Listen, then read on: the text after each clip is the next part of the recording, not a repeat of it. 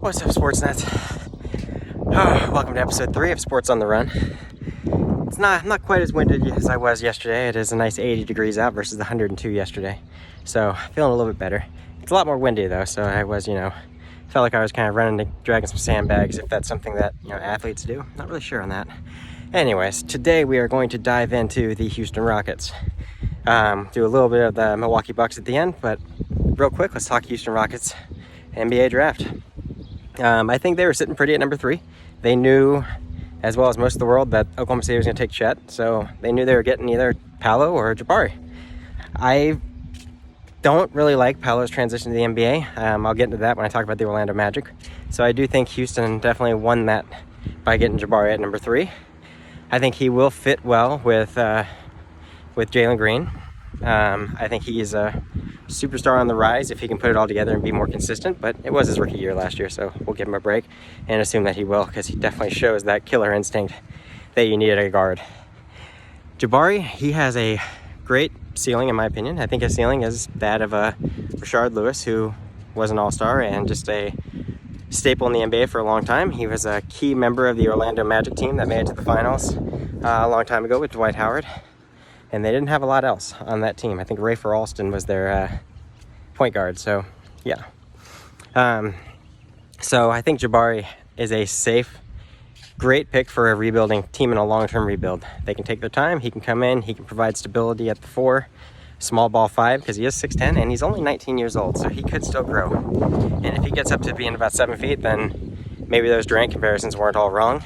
I don't think he'll ever get to that level, but I do think that maybe I kind of sandbagged him a bit with the Derek Williams floor, but that's always possible. What I really like is their second pick, Tari Eason. I think he is going to be a stud in the league. He is already a lockdown defender. He has great shooting mechanics.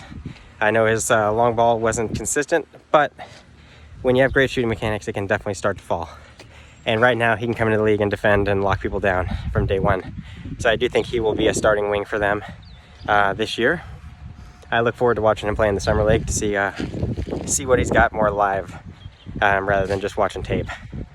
So I think Tari Eason could end up being a steal of the draft just from his defensive potential. I think his short-term ceiling is that of like a OG from Toronto. I think OG wasn't a consistent shooter coming in, but he was a great defender, and that's what he was drafted. He was drafted to be that 3-and-D guy, and I think Tari Eason could be that for the Rockets. All right. Ty Washington. I love this pick for Houston. I don't think he's a starter in the NBA, but I do think he could bring that offense and floor general from the bench role.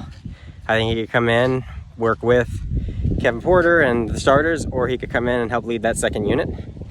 And he fell in the draft a little bit, but that's just more wins for Houston, because I do think that he's more than capable of contributing at the NBA level. So all in all, they got 3 great contributors for a long-term rebuild. It's not every draft that you can say you had 3 first-round picks and you hit all 3. And I think that they did. So great job, Houston. I don't like saying it because their OKC is kind of like their rivals. But great draft. I got to be impartial here. The future is bright as long as they stay the course and don't try to rush the rebuild. I think the future is very bright for Houston, and I think they could be in some long-term battles with Oklahoma City in the playoffs in the future. All right, so quickly switch over to the Milwaukee Bucks. Sorry, I'm gonna make the video a little shorter today. It's my son's birthday, so I gotta get in there and take him to the pool. So we'll make this one a little shorter for you. Milwaukee Bucks didn't have a lot of picks, but I did like their first-round pick by getting Beauchamp. I think Beauchamp has become anyway a high-character guy. He's worked through adversity to get his way back into being drafted in the first round. Had a good year last year for the Ignite. And I think the fact that he had to work through that adversity will help him mesh very well with a team like Milwaukee, who has guys like Chris Middleton, who wasn't highly coveted coming into the draft, but has worked his way into being a all-star and a integral part of Milwaukee's team, integral part of their championship run, and Giannis, who just doesn't have quit in his motor. So I think Beauchamp will fit in well. I think he'll be a great offensive piece off the bench. He can defend when he puts the effort in.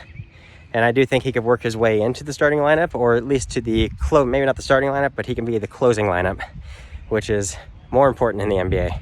If you can be a trustworthy, consistent option that the team relies on when you're trying to close out games. So, good draft for them with limited picks. I love the pick of Beauchamp, and so far, so good. We'll eventually get to some losers of the draft. We already talked about a couple, but we'll eventually get to some losers. But so far, these teams are doing really well. All right. Y'all have a good one. Just like me, comment, let me know if you agree or disagree. And hashtag Houston Rockets, hashtag Bucks. And I'll see y'all next time. Hashtag Sports on the Run. We'll see you.